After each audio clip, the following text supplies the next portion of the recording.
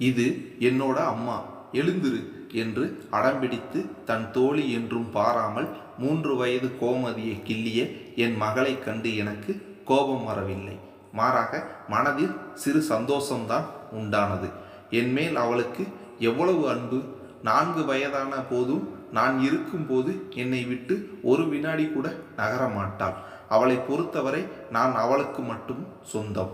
வழியில் அழுத கோமதியின் அழுகையில் என் சிந்தனை கலைந்தது.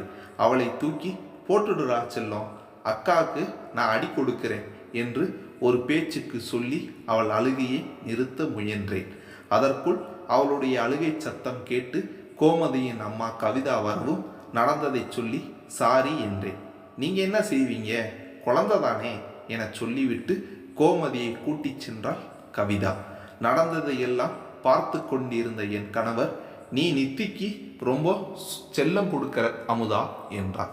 நான் என்ன என்பது போல் பார்க்கவும், அவள் செஞ்சது தப்புதானே, நீ உடனே அவளை கண்டிக்க வேண்டாம் என்றார். விடுங்க அரவிந்த், அவள் குழந்தைதானே, வளர்ந்தால் எல்லாம் சரியாக போகும்.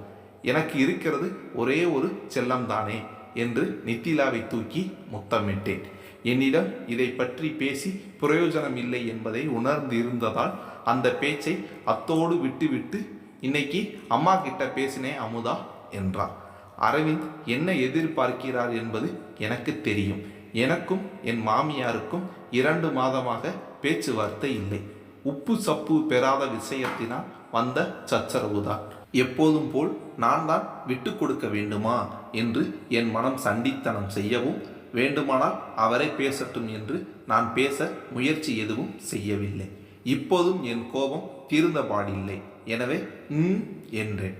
என் முகத்தை பார்த்துவிட்டு என்ன நினைத்தாரோ, அரவிந்த் மேலே எதுவும் சொல்லவில்லை. நானும் எதுவும் கேட்கவில்லை. நித்திலாவை பள்ளியில் விட்டு திரும்பும்போது வீட்டு வாசலில் யாரோ நிற்பது தெரிந்தது. அருகில் வந்ததும் அது சஞ்சய் என புரியவும் என் மனம் தானாய் மலர்ந்தது. சஞ்சய் என்னுடைய பள்ளி தோழி தாமரையின் இளைய சகோதரன். என் பெற்றோர் வீட்டின் அருகில்தான் அவர்கள் வீடும் இருந்தது. சிறுவயது முதலே அம்மு அக்கா என்று என் பின்னையே சுற்றி கொண்டிருப்பான். ரோட்டில் கண்ணாம்பூச்சி முதல் கிரிக்கெட் வரை என்னுடன் தான் விளையாடுவான். வளர்ந்த பின்னும் பொறியியலில் எந்த துறை எடுப்பது என்பது வரை என்னிடம் கேட்டுதான் முடிவு செய்தான். எங்களுக்குள் சிறுவயது முதலே ஒரு தோழமை உணர்வு இருந்தது. இப்போதும் அவ்வப்போது அவனுடைய வியாபார விஷயமாக இந்த பக்கம் வரும்போது என் அம்மா எனக்காக செய்து தரும் பலகாரம் முதல் பொடி வகை வரை எந்தவித அலுப்பும் இன்றி எடுத்து வந்து தருவான். ஹே சஞ்சய், எப்படிடா இருக்க என்றேன். அவன் முகமும் என்னை பார்த்தவுடன் மலர்ந்தது. நல்லா இருக்கேன் அக்கா. நித்தி குட்டியை ஸ்கூலில் விட போயிருந்தீங்களா? ஆமாண்டா. கதவை திறந்து அவனை உள்ளே வந்து அமரச் சொல்லிவிட்டு அவன் கொடுத்த பைகளை வாங்கி கொண்டு வழக்கம் போல் நலம் விசாரித்தேன். அம்மா, அப்பா, கலா, குட்டி பாப்பா எல்லாம் எப்படி இருக்காங்க? நல்லா இருக்காங்க அக்கா. அவனுக்கு அருந்த பலரசம் கொடுத்து விட்டு அவனுடைய வியாபாரம் பற்றி விசாரித்தேன். தன்னுடைய வியாபாரம் நன்கு வளர்ந்து வருவதாக சந்தோஷமாக சொன்னவன் இன்னும் 2 நாளில் வேலையாக கோயம்புத்தூர் போவதாக சொன்னான். எப்போ பாரு இப்படி ஊர் சுற்றுற வேலைதானா? இனிமேல் இதையெல்லாம் கொஞ்சம் கம்மி பண்ணிக்கோ சஞ்சய் என்றேன். இன்னும் ஒரு 2-3 வருஷம்தான் அக்கா இப்படியெல்லாம், அப்புறம் எல்லாம் சரியாக போகும். உங்களுக்கு ஏதாவது கோயம்புத்தூரில் இருந்து வேணுமா என்றான். இல்லைடா, ஒன்றும் வேண்டாம். அப்புறம் வீட்டில் இப்போ நிலைமை எப்படி? அம்மாவுக்கும் கலாவுக்கும் சண்டை எல்லாம் முடிஞ்சிருச்சா? அதையே கேட்குறீங்க அக்கா? அதெல்லாம் முடிகிற விஷயமா என்ன? காலையில் தூங்கி எழுந்தால் ஆரம்பிக்கிற சண்டை ராத்திரி வரைக்கும் தொடர்ந்துகிட்டே தான் இருக்குது. வர வர ரொம்ப கொடுமையாக இருக்கு அக்கா. செத்து போயிடலாம்னு கூட தோணுது என்றான். எப்போதும் முகத்தில் மலர்ச்சியோடு உதட்டில் புன்னகையோடு பேசும் சஞ்சயின் பேச்சை கேட்டு நான் திகைத்து போனேன். என்னடா பேச்சு இதெல்லாம்? உனக்கு இப்போ ஒரு குழந்தை இருக்கு, ஞாபகம் வச்சுக்கோ என்றேன். அந்த குழந்தைக்காகத்தான் அக்கா நானும் பார்க்கிறேன் என்றான் அவன் சலிப்போடு. சஞ்சயின் தாயுக்கும் அவன் மனைவி கலாவுக்கும் எப்போதும் பிரச்சனைதான். சஞ்சய்க்கு யார் உணவு பரிமாறுவது என்பதில் தொடங்கி அவன் வெளியில் கிளம்பும்போது யாரிடம் முதலில் சொல்லிக்கொண்டு கிளம்ப வேண்டும் என்பது வரை ஒரே போட்டியும் பொறாமையும் தான். சிறிது நாளில் சரியாகிவிடும் என்று நினைத்த விஷயம் சஞ்சய்க்கும் கலாவுக்கும் திருமணம் நடந்து 3 வருடம் ஆன பின்பும் தொடர்ந்து கொண்டேதான் இருக்கிறது. மனதில் எழுந்த கவலையை அடக்கி கொண்டு சஞ்சயின் மனநிலையை மாற்ற அவன் பிசினஸ் பற்றி மீண்டும் பேச்சை எடுத்தேன். அவன் பேச பேச அவன் செய்யும் தொழில் மீது அவனுக்கு இருந்த ஈடுபாடும் ஆர்வமும் புரிந்தது. அவனுடைய எதிர்கால கனவுகளை அவன் கண்கள் முன்னே விவரித்த போது அவனின் ஆசைகள் எல்லாம் அவன் விருப்பம் போல் நிறைவேற்றி விடு இறைவா என மனதில் வேண்டிக் கொண்டேன் நான். சஞ்சய் வந்து சென்ற 2 நாட்களுக்கு பின் அன்றைய இரவு உணவுக்கு என்ன சமைக்கலாம் என மனதில் திட்டமிட்டு கொண்டிருந்த போது என் கைபேசி அலறியது.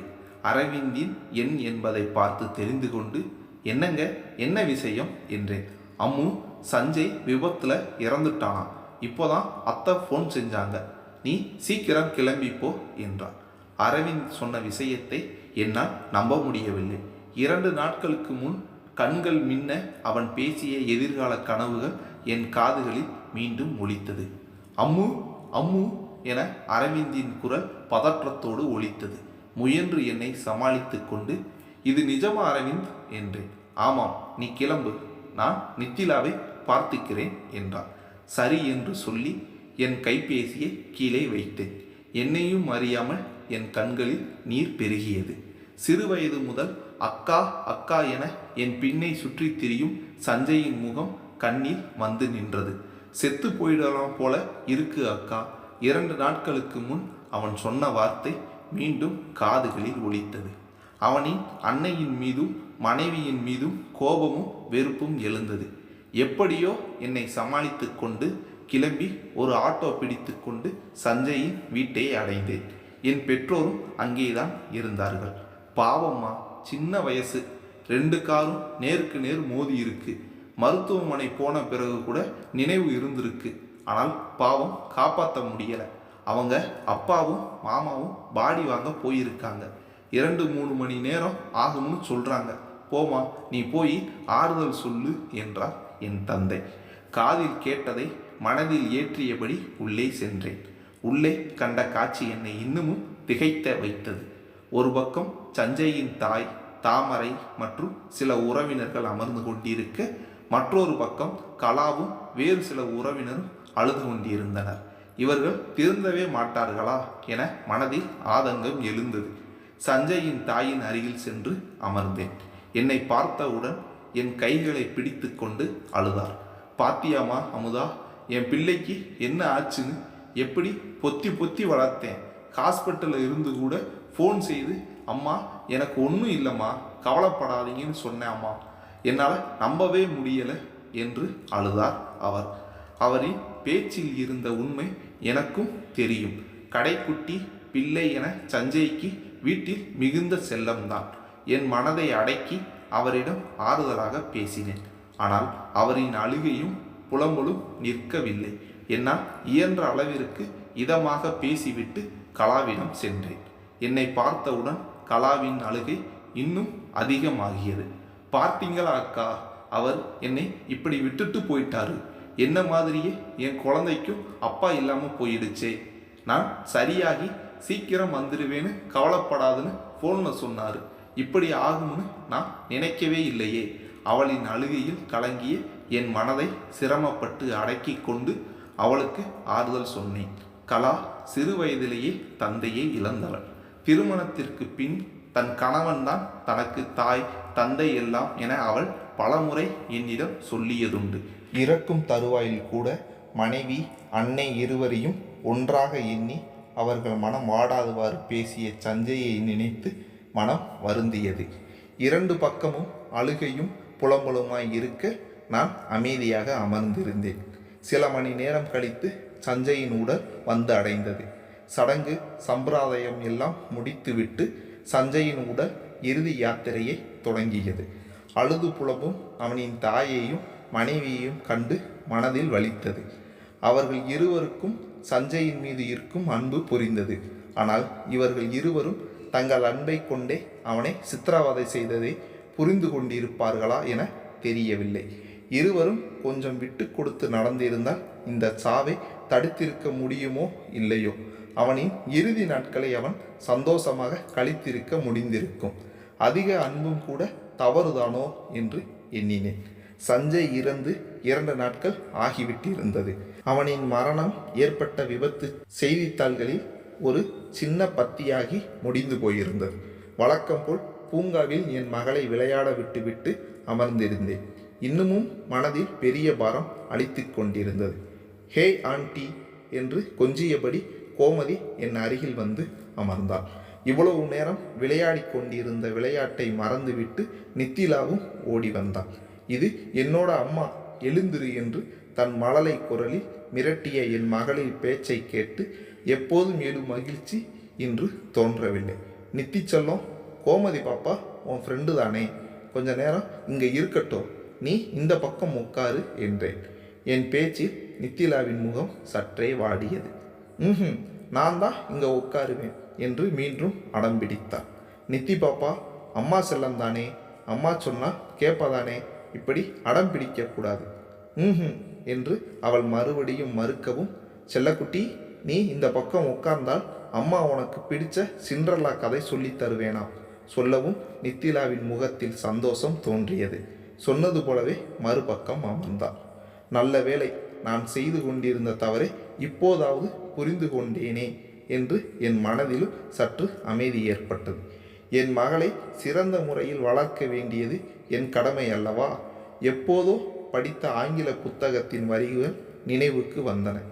எந்த உறவிலும் அமைதியாக மற்றவருக்கு மதிப்பும் வேண்டிய சுதந்திரமும் கொடுத்து சென்றால் அது என்றென்றும் நிலைத்து இருக்கும்.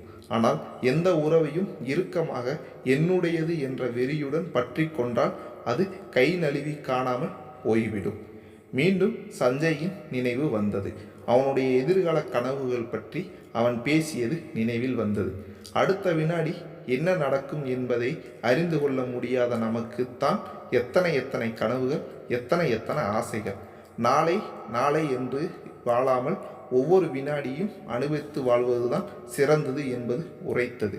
இது புரியாமல் சண்டை, கோபம் என்று மற்றவரையும் வருத்தி நம்மையும் வருத்தி கொள்வது எவ்வளவு பெரிய தவறு. தாமரை 2 நாட்களுக்கு முன் சொன்னது நினைவில் வந்தது. நல்ல வேலைப்பா, ஹாஸ்பிட்டலில் இருந்து சஞ்சய் ஃபோன் செய்து இவங்க 2 பேர்கிட்டையும் பேசினான். எப்போதும் போல் அன்னைக்கும் அவன் கிளம்பும்போது சண்டையாம். அவன் மட்டும் பேசி இருக்காவிட்டால் இவங்க 2 பேரும் வாழ்க்கை முழுக்க அவன் என் மேல் கோபமா இருந்திருப்பானே, ஒரு மன்னிப்பு கூட கேட்க முடியாமல் போச்சேன்னு வருத்தப்பட்டுக்கிட்டே தான் வாழ்ந்திருக்கணும் என்று சொன்னது. நித்திலாவை கூட்டிக் கொண்டு வீட்டை அடைந்ததும் அவளுக்கு உண்ண சிற்றுண்டி கொடுத்து விட்டு என் கைபேசியை எடுத்து அரைவேந்தியின் அம்மாவி என்னை தட்டினேன். ஹலோ என்று அந்த பக்கம் என் மாமியாரின் குரல் கேட்டது.